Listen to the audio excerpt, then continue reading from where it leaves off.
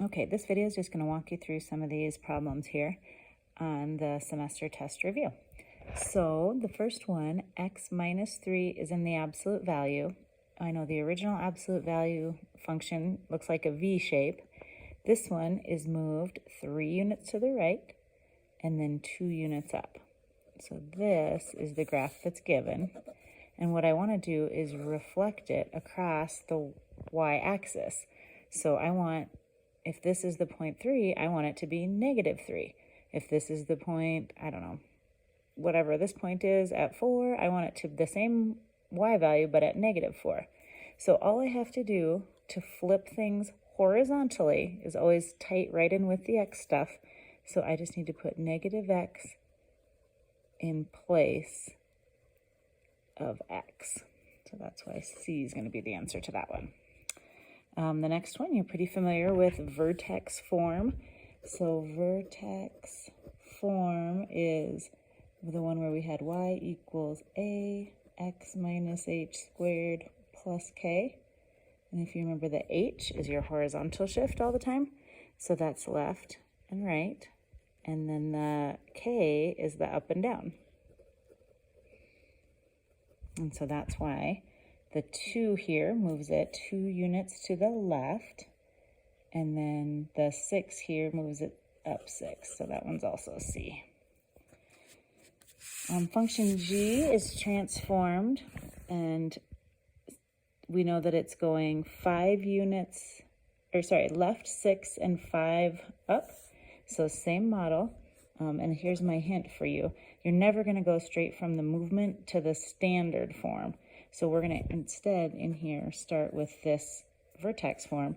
Y equals, they're not saying that there's any coefficient here, so 1 would be our A value. And then we'll say x was left 6, so I'm going to put plus 6 squared plus 5.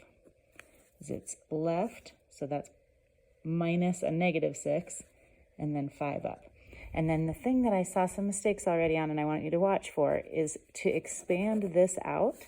You go off on the side and you're going to do x plus 6 times x plus 6. And you know how to distribute that. So it'll be x squared plus 6x plus 6x plus 36. So this is just replaced with this. So it's x squared. I'll combine those like terms. 12x plus 36 plus 5. And so this is a 36. So combining these, I get 41. And that's why my answer is going to be C again. C, C, C. All right, solving a quadratic equation. There's really one thing that I would highly recommend doing all the time, and that's to get 0 on one side.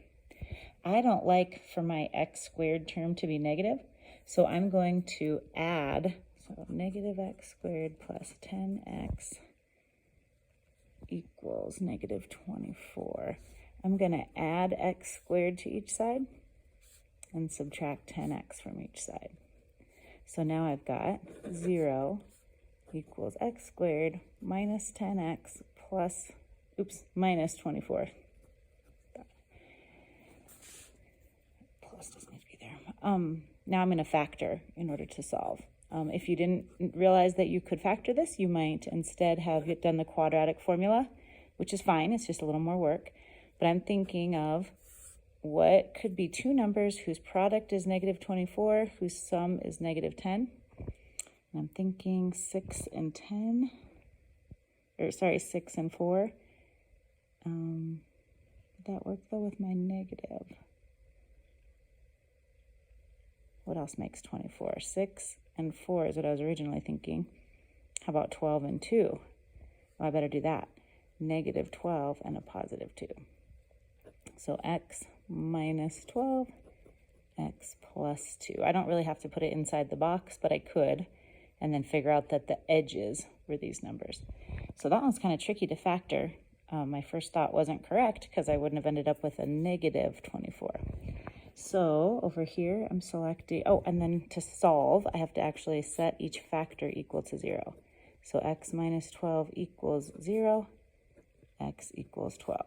X minus 2 equals 0, x equals 2. So I'm going to have, this was a plus, and that's a minus. X plus 2 equals 0, so x equals negative 2. So negative 2 and a positive 12, so that one has an answer of D.